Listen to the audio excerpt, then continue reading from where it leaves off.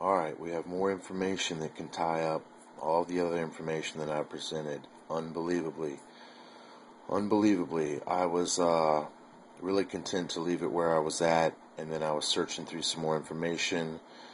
The symbol comes up, and we start looking at it a little bit deeper here, and of course I already know that this means as above, so too below. But of course it means many, many other things. That's the point. It's layered. So what I immediately noticed was the reflection of the as above, so too below, and it immediately brought me back to what I was showing you all here, which is the exact same thing that I was telling you and how I was telling you it. So my friend was noticing that this said macro prosopis, but the point was macro. And then we were like, no way, is there going to be a micro? And there we have micro prosopis. And we couldn't believe it. Now listen to everything that I had told you before concerning projection and reflection, manifestation, from the micro to the macro, from the macro to the micro. All of those things that maybe some of you thought I was just spouting off at the mouth, some big words or some spiritual words or some math words or whatever you want to call them. Listen, what's happening here before you is real, and what I'm telling you is real.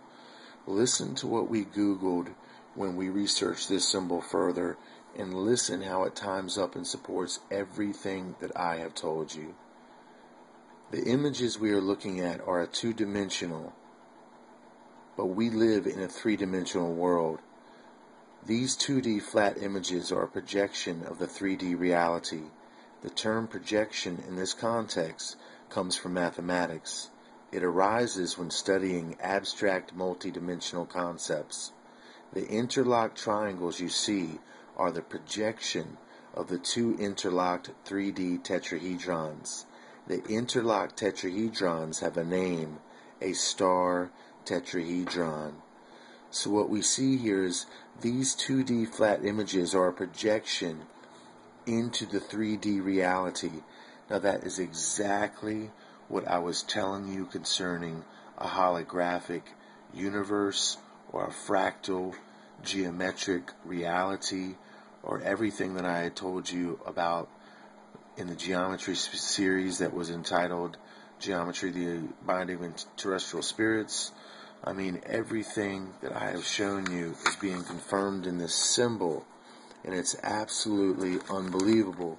So, and remember, I'm just going from the micro to the macro in this projection, in this reflection, this manifestation. It's just blowing me away. So I got one more thing to show you here. And we've got some translations. We've got ovode, which means egg, supervis, which is going to mean over, and then we've got stola dei, which is on the robe here, and that means the robe of God. Now listen to what the macro prosopis translated as is the vast conscience, the ancient one, macro prosopis, the crown of the greatest Trinity. So this would mean the Father, the macro. And then we have micro prosopis, and it signifies the lesser consciousness, micro prosopis. This is the Son in his human incarnation.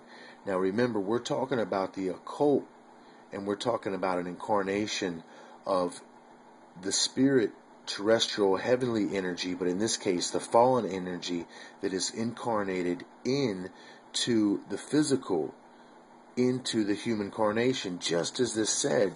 Now that's exactly what I have already shown you that we have here, that the antichrist, the I am, has been incarnated, and this was the only place that he could incarnate, in this material, physical illusion, which will be that new world order that we are all about to experience. Thank you for listening.